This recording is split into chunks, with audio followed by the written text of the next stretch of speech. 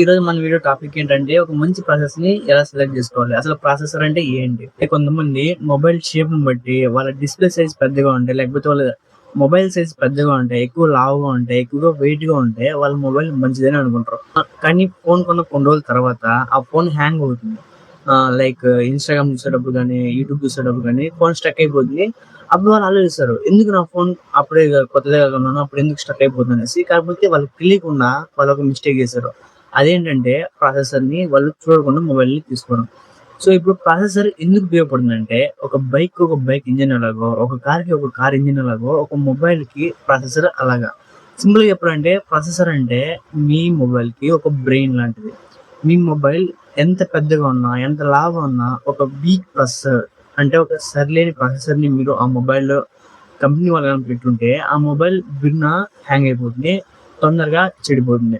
So ఒక మంచి processor అనేది ఉన్న మొబైల్ లావుగా ఉంటుందని కాదు, పెద్దగా ఉంటుందని కాదు. మన మొబైల్లో ఉన్న ప్రాసెసర్ని మనం చూడలేం. మనం ఎలా చూడాలి మన మొబైల్లో ఉన్న ప్రాసెసర్ని అంటే, మన బాక్స్ వెనకాల మన ప్రాసెసర్ నేమ్ని కంపెనీ వాళ్ళు ప్రింట్ చేసుకుంటారు. లైక్ స్నాప్డ్రాగన్ 8 Gen 3 అనేసి, మీడియాటెక్ డైమెన్సిటీ అనేసి, ఇలా వాటి పక్కన నెంబర్స్ ఉంటాయి. ఆ నెంబర్స్ కూడా మనకి స్క్రీన్ ని క్యాలిక్యులేట్ చేయడానికి యూజ్ అవుతాయి అనమాట.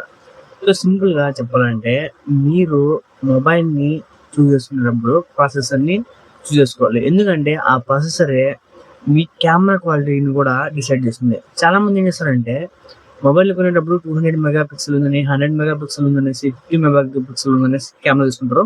కానీ అందులో ఫొటోస్, వీడియోస్ సరిగ్గా రావు. దానికి కూడా రీజన్ ఈ ప్రాసెసర్ అనమాట. సో డిఎస్ఎల్ఆర్ కెమెరాస్ ఉంటాయి కదా, వాటికి 12 మెగా పిక్సెల్ అలా తక్కువ ఉంటాయి. కానీ మీ మొబైల్ ఫోన్ కి కొన్ని మొబైల్స్ చూస్తే 200 మెగా పిక్సెల్ మన ఫ్లిప్కార్ట్ లో, అమెజాన్ లో, లేకపోతే బయట మొబైల్ షాప్స్ లో వేస్తుంటారు. కానీ ఆ మొబైల్స్ డిఎస్ఎల్ఆర్ లో చెక్ క్వాలిటీ ఇవ్వలేవు.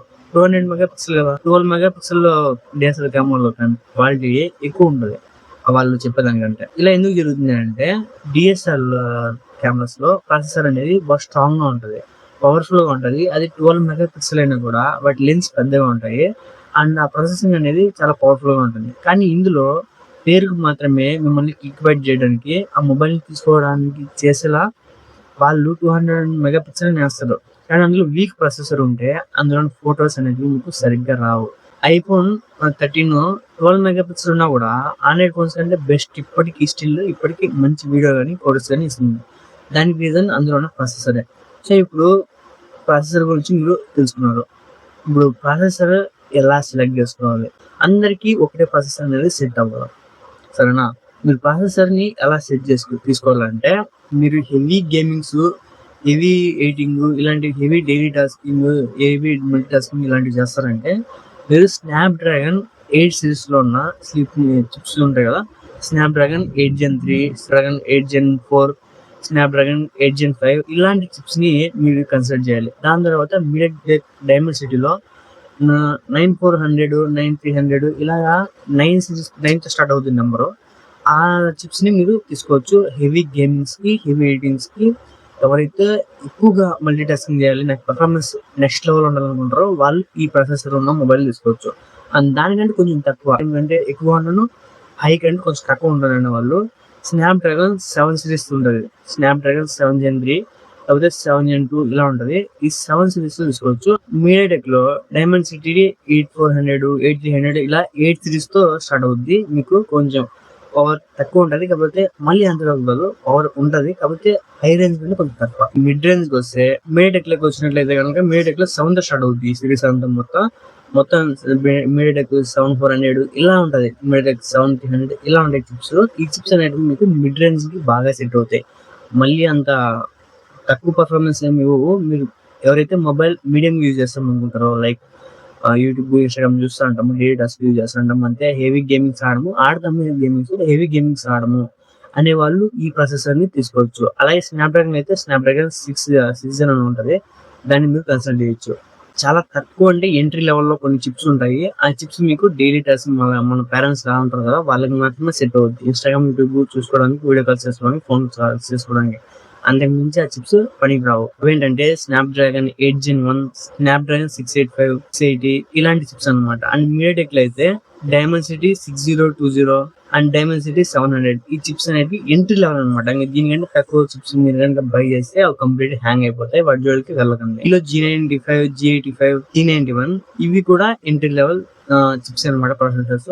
ఇంక వీటికి మించి కిందకి వెళ్ళకండి. అవి చిప్స్ మీకు వేస్ట్. సో ఇప్పుడు మీరు చిప్స్ తెలుసుకున్నారు కదా, చాలా మంది మొబైల్స్ ని ప్రాసెసర్ సెలెక్ట్ చేసుకున్నప్పుడు, నేను కూడా ఒకప్పుడు ఎలా సెలెక్ట్ చేసుకున్నాను అంటే, మొబైల్ ని వాళ్ళు అడ్వర్టైజ్ చేసేటప్పుడు కూడా గిగాహెర్ట్జ్ తో కానీ లేకపోతే ఆండ్రాయిడ్ స్కోర్ తో కానీ వాళ్ళు పబ్లిష్ చేస్తారు, వాళ్ళు అడ్వర్టైజ్మెంట్ కూడా చేస్తారు. ఏమనుకున్నామంటే 2.3 గిగాహెర్ట్జ్, 3.4 గిగాహెర్ట్జ్, 4.3 గిగాహెర్ట్జ్ ఇలా ఉంటాయి కదా. ఎంత ఎక్కువ గిగాహెర్ట్జ్ ఉంటే అంత మంచి ప్రాసెసర్ అని నేను అనుకునేవాడిని అప్పట్లో. నాకు తెలియదు కాబట్టి, నాలెడ్జ్ తక్కువ ఉన్నప్పుడు. ఆ తర్వాత నాకు తెలిసింది ఏంటంటే 3.4 గిగాహెర్ట్జ్ ఉన్న చిప్ కంటే 3 గిగాహెర్ట్జ్ ఉన్న చిప్పే పవర్ఫుల్. ఎలా పవర్ఫుల్ బ్రో, అదెలా పాసిబుల్ అంటే, ఇప్పుడు for example Snapdragon 7 gen 3 processor ఉందనుకోండి, అందులో 3.4 గిగాహెర్ట్జ్ ఉందనుకోండి. ఇప్పుడు లేటెస్ట్ జనరేషన్ అంటే కొత్త జనరేషన్‌లో వచ్చిన స్నాప్‌డ్రాగన్ 8 జెన్ 3 ఉందనుకోండి. దీనికంటే దానికి చాలా జనరేషన్‌లో గ్యాప్ ఉన్నాయి కదా. సో ఇందులో ఏముంటుందంటే 3 గిగాహెర్ట్జ్ అని ఉంటది క్లాక్ స్పీడ్. ఇప్పుడు ఏది పవర్ఫుల్ అంటే, ఓల్డ్ జనరేషన్‌లో ఉన్న 3.4 గిగాహెర్ట్జ్ ఎక్కువ పవర్ఫుల్ ప్రాసెసరా? లేకపోతే కొత్త జనరేషన్‌లో ఉన్న 3 గిగాహెర్ట్జ్ ఎక్కువ పవర్ఫుల్ అంటే, మీరు కళ్ళు మూసుకొని కొత్త జనరేషన్ ఉంది కదా ప్రాసెసర్ 8 జెన్ 3 ఇదే తీసుకోవచ్చు. ఎందుకు బ్రో అంటే, క్లాక్ స్పీడ్‌ని మనం గిగాహెర్ట్జ్‌లో వాళ్ళు కొన్ని అడ్వర్టైజ్మెంట్స్ కోసం మనకు చెప్తారు. కాకపోతే హెవీ టాస్క్ చేసేటప్పుడు, హీట్ ఇచ్చినప్పుడు ఆ క్లాక్ వాళ్ళు ఇచ్చారు కదా గిగాహెర్ట్జ్ స్పీడ్ అనేసి ఒక స్పెసిఫికేషన్ చేశారు కదా, అది తగ్గిపోతుంది మనకి. సో అందుకనేసి మనం ఎక్కువ మల్టీ టాస్కింగ్ చేసినప్పుడు ఆ గిగాహెర్ట్జ్ స్పీడ్ తగ్గిపోతుంది, అది ఓవర్ హీట్ అయినప్పుడు అలాంటి సిచ్యువేషన్‌లో. ఆహ్, ఆర్కిటెక్చర్ కూడా కొత్త జనరేషన్‌లో అంటే ఆర్కిటెక్చర్ అంటే డిజైన్ అనమాట. కొత్త జనరేషన్‌లో గిగాహెర్ట్జ్ తక్కువ ఉన్నా కూడా మీకు నెక్స్ట్ లెవెల్ పర్ఫార్మెన్స్ ఉంటది. ఇంకా సింపుల్‌గా చెప్పాలంటే, కొత్త జనరేషన్‌లో స్పీడ్ కొంచెం తక్కువ అనిపించినట్లు అనిపించవు. కానీ పెర్ఫార్మెన్స్ అనేది కొత్త జనరేషన్ ప్రాసెసర్‌లోనే ఎక్కువగా ఉంటది. సో మీకు ప్రాసెసర్ గురించి మొత్తం ఏ టు జెడ్ మొత్తం క్లియర్‌గా తెలుసుకున్నారని అనుకుంటున్నాను. అండ్ ఇంకేమైనా డౌట్స్ ఉంటే నెక్స్ట్ వీడియోలో చేస్తా. నెక్స్ట్ వీడియోలో ఏం చేస్తానంటే సీపీయూ, జీపీయూ అని ఇలాంటివి ఉంటాయన్నమాట. ఇవి ఇంకా డీప్‌గా వెళ్ళడానికి ఎవరైతే ఎడిటర్స్, గేమర్స్ ఉంటారో ఎవరెవరికి ఏదేది ఎక్కువ ప్రయారిటీ ఇవ్వాలనేది అందులో నేను చెప్తాను. ఇంకా వీడియో కావాలంటే కామెంట్ సెక్షన్‌లో ఆ వీడియో కోసం నెక్స్ట్ పార్ట్ గాని కామెంట్ చేయండి. నిశ్చితంగా ఆ టాపిక్ పైన ఒక వీడియో చేస్తాం. అండ్ ఈ వీడియో నచ్చితే లైక్ చేసుకోండి. మన ఛానెల్‌ని సబ్స్క్రైబ్ చేసి పెట్టుకోండి.